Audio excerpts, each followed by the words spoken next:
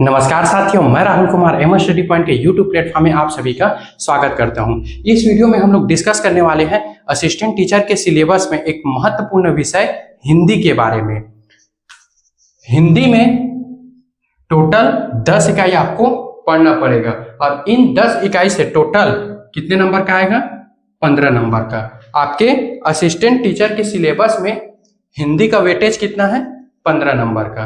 तो देखते हैं इन 15 नंबर में क्वेश्चन कहां से पूछे जाएंगे। तो सबसे पहले इकाई 1 देखते हैं, वर्ण विचार। इकाई 1 में आपका क्या है? वर्ण विचार। तो वर्ण विचार के अंतर्गत आपको क्या क्या पढ़ना पड़ेगा? स्वर, व्यंजन, अक्षर, वर्तनी, लिंग, वचन, कारक, संधि, काल। ठीक है, ये वर्ण विचार के अंतर आपको पढ़ना पड़ेगा स्वर, व्यंजन, अक्षर, वर्तनी, लिंग, वचन, कारक, संधि और काल। उसके बाद इकाई 2 देखते हैं। इकाई 2 में आपको पढ़ना है शब्द रूप और शब्द रचना। तो शब्द रूप और शब्द रचना के अंतर्गत आपको क्या क्या पढ़ना पड़ेगा कि स्रोत के आधार पर शब्दों के वर्ग। अब क्या क्या आएंगे स्रोत के आधार पे?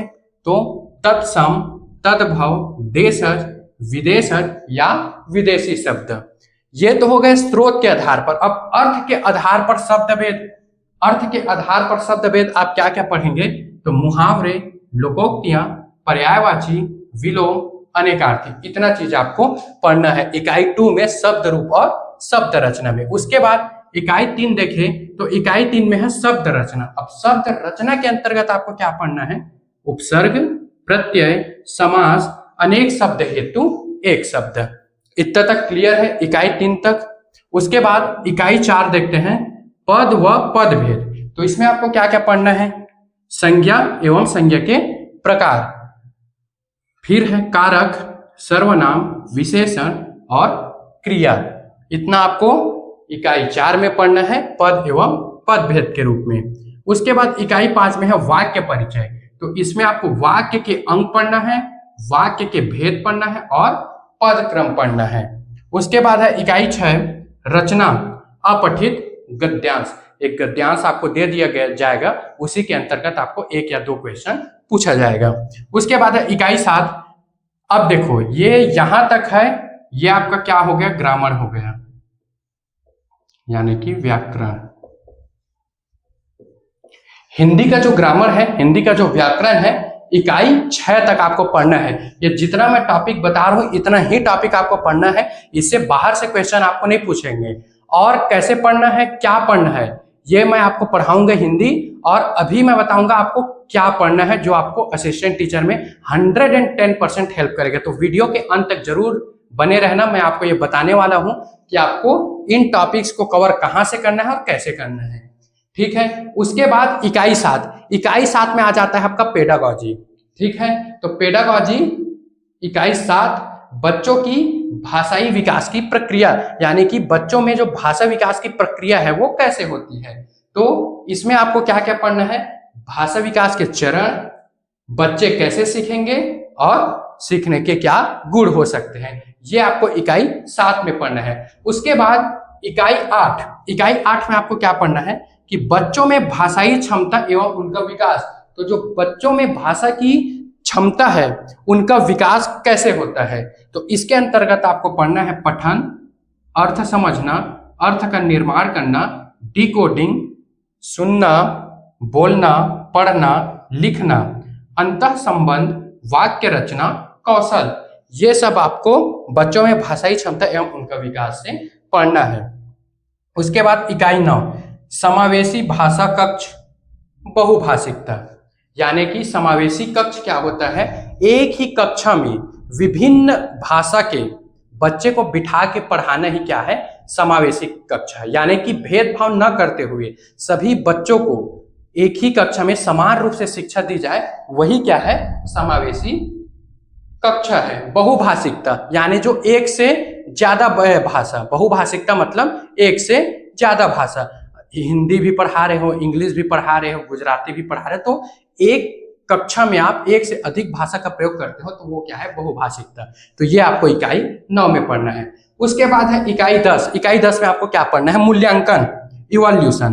तो भाषा में मूल्यांकन, वह प्रकृति की भाषा का मूल्यांकन कैसे होता है, इसकी प्रकृति क्या क्या है, तो ये आप इकाई 10 में पढ़ोगे। आकलन व तरीके की आकलन कैसे किया जाता है, ये आप इकाई 10 में पढ़ेंगे। और आकलन के क्या क्या तरीके हो सकते हैं, हम किस किस प्रकार से आकलन कर सकते हैं, ये इकाई 10 में पढ़ोगे। गलतियां व इसकी भूमिका, कि आकलन में गलतियों की क्या भूमिका है।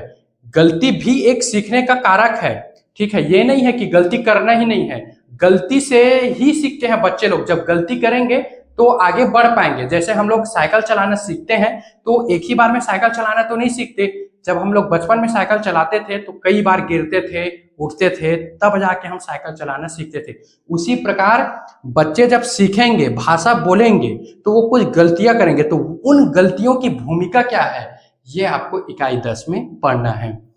तो ये आपका हिंदी का कंप्लीट सिलेबस है, ठीक है। ये क्या है, हमारा पार्ट 2 वीडियो है। इस पार्ट 1 में मैंने पूरा सिलेबस बताया था। अब एक एक करके मैं हर एक सब्जेक्ट को डिटेल से बताऊंगा कि हिंदी में आपको क्या क्या पढ़ना है और कहाँ से पढ़ना है। तो आप कोई भी ऑथेंटिक बुक उठा के इन टॉपिक्स को पढ़ सकते हो। देखो 15 नंबर का है, ठीक है। सिलेबस बहुत ज्यादा है, तो हमको करना क्या है, जितना प्रीवियस ईयर का क्वेश्चन है हिंदी का, पूरा प्रीवियस ईयर क्वेश्चन आप सॉल्व करो। जितना हो सके उतना एमसीक्यू सॉल्व करो, वो डायरेक्ट आपको पेपर में देखने को मिल सकता है। आप व्यापम का कोई भी पेपर जिसमें हिंदी का वेटेज अच्छा रहता है, वो व्यापम का पेपर उठा सकते हो। और जितना हिंदी का एमसीक्यू है जो इन टॉपिक से रिलेटेड है, जैसे मान लो वाक्य पूछ रहा है, स्रोत के आधार पर शब्दों जिसमें तत्सम तद्भव मान ले कोई पेपर में पूछ रहा है, तो वो क्वेश्चन को उठा के आप वैसी क्वेश्चन का प्रैक्टिस करो, ठीक है। संज्ञा अगर कोई एग्जाम में पूछ रहा है तो संज्ञा का एमसीक्यू सॉल्व करो। यानी कि मेरे कहने का फाइनल मतलब ये है कि आप ज्यादा से ज्यादा एमसीक्यू सॉल्व करो, तो आपको इनको डिटेल से पढ़ने की जरूरत नहीं रहेगा। जैसा आप एमसीक्यू सॉल्व करोगे आपको हूबहू पेपर में वैसा एमसीक्यू देखने को मिल सकता है। आप उसी बेसिस पे, उसी आधार पे हिंदी का तैयारी कर सकते हो। रही बात पेडागॉजी की, तो पेडागॉजी क्या है, वैसे भी सिंपल रहता है। आप कोई भी पेडागॉजी का बुक उठा करके इन टॉपिक्स को कवर कर सकते हो। और जैसे कि मैं इसमें बता रहा हूँ, व्याकरण में आपको ज्यादा से ज्यादा एमसीक्यू सॉल्व करना है, सेम चीज आपको पेडागॉजी में भी करना है। इसका वेटेज ऐसा हो सकता है 10 नंबर का आपका व्याकरण पूछ सकता है, 5 नंबर का पेडागॉजी, 15 नंबर कंप्लीट हो जाएगा। या फिर 12 नंबर का इसका पूछ सकता है, 3 नंबर का इसका पूछ सकता है। तो आप दोनों को भी साथ में लेके चल सकते हो। अगर वीडियो अच्छी लग रही हो तो लाइक करना, शेयर करना और एमर स्टडी पॉइंट को सब्सक्राइब करना ना भूलना। तब तक के लिए जय हिंद साथियों। Que vai te botar